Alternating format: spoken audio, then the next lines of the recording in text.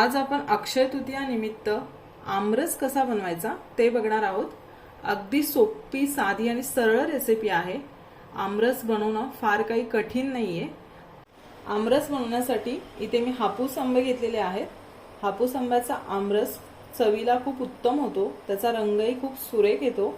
शिवाय हे आंबे चवीला गोडही असतात। इथे आपण हापूस आंबे घेतलेले आहेत। आंबे अगोदर पाण्यामध्ये 1 ते 2 तास मी भिजवत ठेवले होते, कारण की आंबा हा उष्ण असतो, त्यामुळे पाण्यात भिजवल्यावरती त्याच्यातली जी उष्णता आहे ती कमी होते।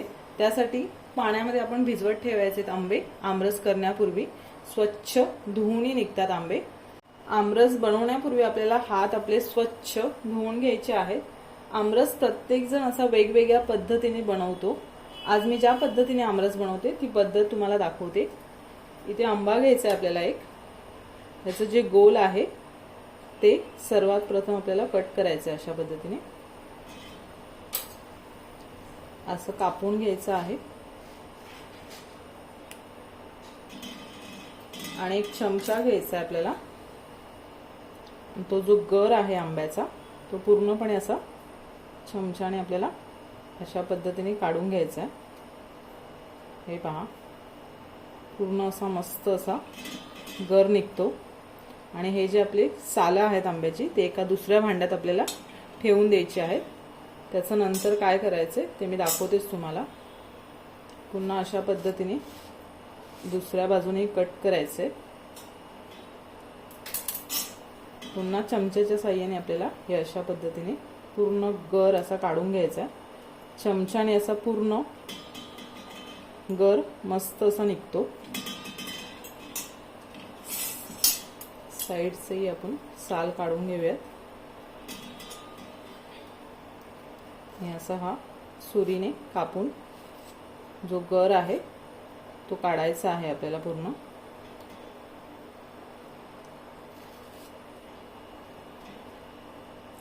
असे सर्व आंबे आपल्याला अशा पद्धतीने कट करायचे आहेत। किंवा तुम्हाला एक दुसरी पद्धती मी दाखवते। हे असे आंबाला चारी बाजूने आपल्याला अशा चिरा करून घ्यायच्यात। अशा पद्धतीने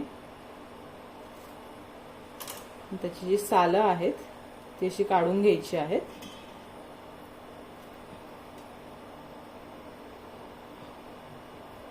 हे पहा, अशी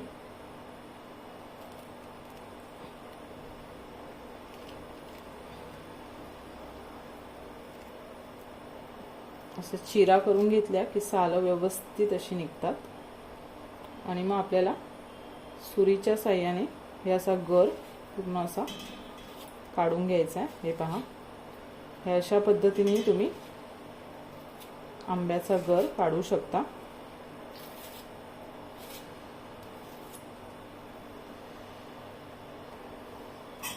आणखीन एक अशी पारंपरिक पद्धत आहे आमरस करण्याची। आंबा अगोदर असा सर्व बाजूनी मऊ करून घेतात। हे अशा पद्धतीने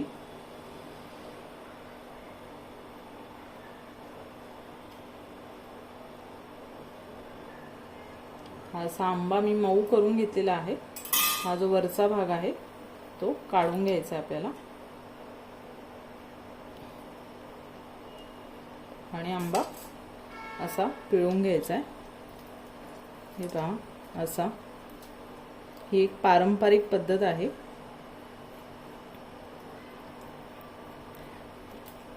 हे अशा पद्धतीने तुम्ही आंब्याचा रस काढू शकता। सर्व असं पिळून घ्यायचे।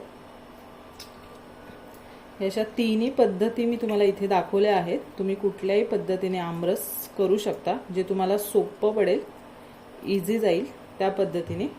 आता असे सर्व आंबे मी त्याचा जो गर आहे तो काढून घेणार आहे। बऱ्याच वेळेला काय होतं, आपण आंबे जेव्हा आणतो तेव्हा हे असे कधीतरी डागा आलेले असतात। त्यामुळे जेव्हा आपण असा आंबा पिळून डायरेक्ट त्याचा रस काढतो तर आंबा आतून खराब आहे की नाही हे कळत नाही आपल्याला। त्यामुळे हे अशा पद्धतीने कट करून जर आपण आमरस केला तर आपल्याला आतमध्ये आंबा खराब आहे की चांगला आहे ते कळतं। त्यामुळे अशा पद्धतीने आमरस करायला सोपंही जातं, शिवाय खराब आंबा आपल्या पोटातही जात नाही। सर्व आंब्याचे मी गर असे काढून घेतलेले आहेत। आता आपल्याला काय करायचंय, इथे एक मी भांड घेतलेले आहे, त्यामध्ये आपल्याला ज्या साली आणि गुठल्या होत्या त्या सर्व अशा मोठ्या भांड्यात काढून घ्यायच्या आहेत। यामध्ये पाणी घालायचं आपल्याला थोडंसं, आणि जो राहिलेला जो गर असतो सालींना किंवा गुठल्यांना, तो अशा पद्धतीने आपल्याला हाताने काढून घ्यायचा आहे। हात मी स्वच्छ धुवून घेतलेले आहेत। ही प्रोसेस करण्यापूर्वी आपले हात स्वच्छ असे धुवून घ्यायचे। हे पहा, हे सर्व असं आपल्याला काढून घ्यायचं आहे। सर्व असा मी गुठल्यांमधून आणि सालीमधून हा असा रस काढून घेतलेला आहे। इथे मी मिक्सरचं भांड घेतलेलं आहे, त्यामध्ये आपण जो आंब्याचा गर काढलाय तो मिक्सरच्या भांड्यात घालायचा आहे। सालींचा जो रस काढला होता तो थोडा घालायचा यामध्ये। प्रत्येक बॅचमध्ये आपल्याला थोडा थोडा घालून हे वाटून घ्यायचं आहे। आणि अगदी थोडीशी यामध्ये मी साखर घालते। बऱ्याच वेळेला काय होतं, आंबा कधी कमी गोड असतो, त्यामुळे थोडाफार प्रमाणात आपल्याला साखरेचा वापर करायचा आहे। तुमचे आंबे आमरस करताना किती गोड आहेत किंवा कमी गोड आहेत त्याप्रमाणे तुम्ही अंदाजाने साखर घाला यामध्ये। आता हे मी मिक्सरला फिरवून घेते। मिक्सरला मी वाटून घेतलेलं आहे। आता आपण हे काढून घेऊयात। अशाच पद्धतीने मी सर्व आंब्याचा गर आहे तो फिरवून घेणार आहे मिक्सरला। आमरस मी सर्व मिक्सरला असा फिरवून घेतलेला आहे। छानपैकी आपला आमरस तयार झालेला आहे। आता यामध्ये वेलची पूड घालायची आपल्याला, मिक्स करून घेऊयात। मस्त, खूपच सुंदर रंग आलाय आमरसला, जबरदस्त दिसतोय आमरस आपला। चला तर मग आपला परफेक्ट असा आमरस तयार झालेला आहे। अक्षय तृतीया जवळ आलेली आहे। अक्षय तृतीया म्हटलं की आमरस आणि पुरी याचा बेत प्रत्येकाच्या घरी असतोच।